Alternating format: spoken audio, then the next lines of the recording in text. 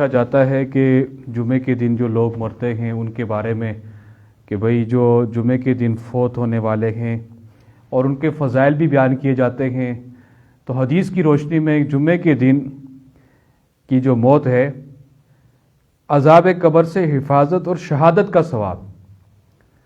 حضرت انس بن مالک رضی اللہ عنہ سے مروی ہے کہ آپ صلی اللہ علیہ وسلم نے فرمایا، جو جمعے کے دن مر جائے عذاب قبر سے محفوظ رہے گا۔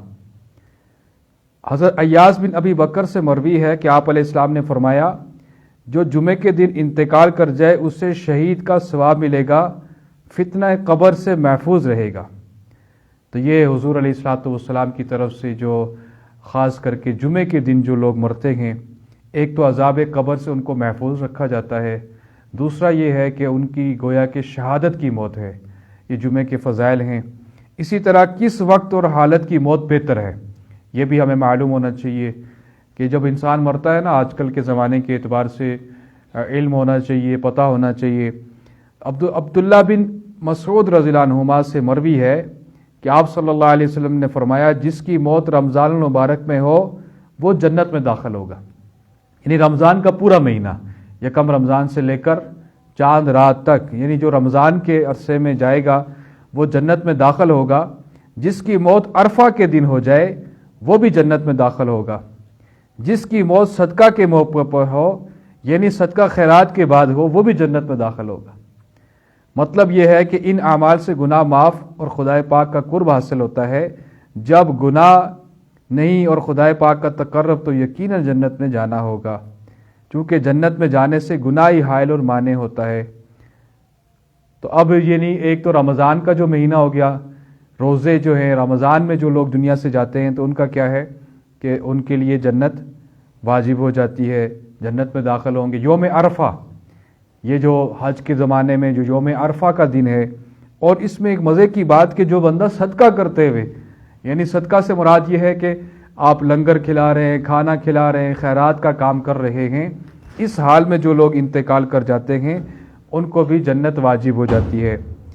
حضرت عائشہ صدیقہ رضی اللہ عنہا سے مروی ہے کہ آپ صلی اللہ علیہ وسلم نے فرمایا، جس کا انتقال روزے کی حالت میں ہو، ایک یعنی بہتر موت کس کی ہے کہ وہ روزے کی حالت میں جس کی موت ہو، تو اللہ جل شانہ قیامت تک اسے روزے کا سلسلہ قائم رکھیں گے۔ یعنی روزے کی حالت میں کسی کا اگر انتقال ہو جاتا ہے، ایک شخص ایسا ہے کہ روزے کی حالت میں اس کا انتقال ہوا، اس نے اگر روزہ رکھا ہوا تھا اور روزے ہی میں وہ مر گیا، تو جب تک قیامت قائم ہوتی اس وقت تک اس کو روزہ رکھنے کا ثواب ملتا رہے گا۔ اسی طرح صدقے کے بعد موت، جیسے پہلے میں نے آپ کو بتایا، حضرت حذیفہ رضی اللہ عنہ سے مروی ہے کہ جس نے کلمہ لا الہ الا اللہ کہا اور اس کے ذریعے اس کو خدا کو راضی کیا، اس پر اس کا انتقال ہو گیا، جنت میں داخل ہوگا۔ جس نے اللہ کی رضا کے واسطے روزہ رکھا، اسی حالت میں مر گیا۔ ایک آدمی روزہ دار تھا، اس نے روزہ رکھا ہوا تھا، تو روزے کی حالت میں جب وہ انتقال کر گیا تو اس کو بھی کیا اجر ملے گا؟ قیامت تک روزہ رکھنے کا ثواب ملے گا اور وہ جنت میں داخل ہوگا۔ اور جس نے صدقہ خیرات کیا اس کے بعد مر گیا، وہ بھی جنت میں داخل ہوگا۔ تو یہ آج خاص کر کے جو ہمارا درس تھا وہ اس حوالے تھا کہ کہتے ہیں کہ بھئی جو لوگ مر جاتے جمعے کے دن ان پر عذاب قبر نہیں ہوتا، تو بالکل اللہ کے نبی علیہ السلام نے فرمایا ہے کہ کیا ہوگا؟ اس پر عذاب قبر نہیں ہوگا، بلکہ ایک حدیث اور ہم نے آپ کو اس کی فضیلت جمعے کے دن انتقال کی بتائی کہ اس کو شہادت کا ثواب ملے گا، حساب سے بھی معافی اور شہادت کا ثواب بھی ملے گا۔ ایک اور جگہ پر حضرت عطا سے منقول ہے، جو مسلمان مرد عورت جمعے کے دن یا جمعے کی رات انتقال کر جائے وہ فتنہ قبر سے محفوظ رہے گا اور اس پر کوئی حساب نہیں ہوگا، اور قیامت کے دن وہ ایسے گناہوں کے ساتھ آئے گا کہ وہ جو گواہی دیں گے اس کے پاس شہادت کی مہر ہوگی، ایسے گواہوں کے ساتھ آئے گا قیامت کے دن وہ بندہ جو جمعے کے دن انتقال کر دے۔ تو جمعہ کہاں سے شروع ہوتا ہے؟ جب سورج غروب ہوتا ہے۔ کل کے درس میں ہم نے آپ کو بتایا تھا کہ شب جمعہ اسلام میں کیا ہوتا ہے؟ دن پہلے شروع ہوتا ہے۔ دن شروع سے مراد کیا ہے کہ اب کل جمعہ ہے نا، یعنی آج جمعہ ہے، تو اب یہ کیا شب ہفتہ ہے، یہ کیا ہے؟ یعنی ہفتہ پہلے سٹارٹ ہو گیا۔ جو ہی سورج غروب ہوتا ہے تو وقت شروع ہو جاتا ہے۔ تو عطا رضی اللہ عنہ سے منقول ہے کہ جو مسلمان مرد یا عورت جمعے کے دن یا جمعے کی رات میں انتقال کر جائے تو کیا ہوگا اس کو کہ فتنہ قبر سے محفوظ رہے گا، یعنی اس کو عذاب قبر نہیں ہوگا اور اس پر کوئی حساب نہیں ہوگا۔ قیامت کے دن وہ ایسے گواہوں کے ساتھ آئے گا کہ جو اس کی گواہی دیں گے اس کے پاس شہادت کی مہر ہوگی۔ ان روایتوں سے معلوم ہوا جو شب جمعہ جمعرات کے دن کے بعد والی رات یا جمعے کے دن انتقال کر جائے بلند بالا فضیلت و ثواب کا حامل ہوگا، فتنہ قبر اس کو نہیں ہوگا، یعنی عذاب قبر نہیں ہوگا، حساب اور مواخذہ سے بچ جائے گا۔ جمعے کے دن جو مرے گا اس سے حساب و کتاب بھی نہیں ہوگا اور شہادت کا ثواب پائے گا۔ کیا ملے گا جی اس کو ثواب؟ شہادت کا۔ ہاں، شہادت کا ثواب ملے گا۔ خیال رہے کہ جمعے کی موت کی برکت سے عذاب قبر فتنہ قبر سے محفوظ رہے گا، آخرت کے عذاب سے نہیں۔ پس معلوم ہوا کہ جمعہ یا شب جمعہ کی موت بڑی برکت اور فضیلت والی موت ہے، فتنہ عذاب قبر سے تا قیامت نجات مل جاتی ہے، شہادت کا ثواب ملتا ہے۔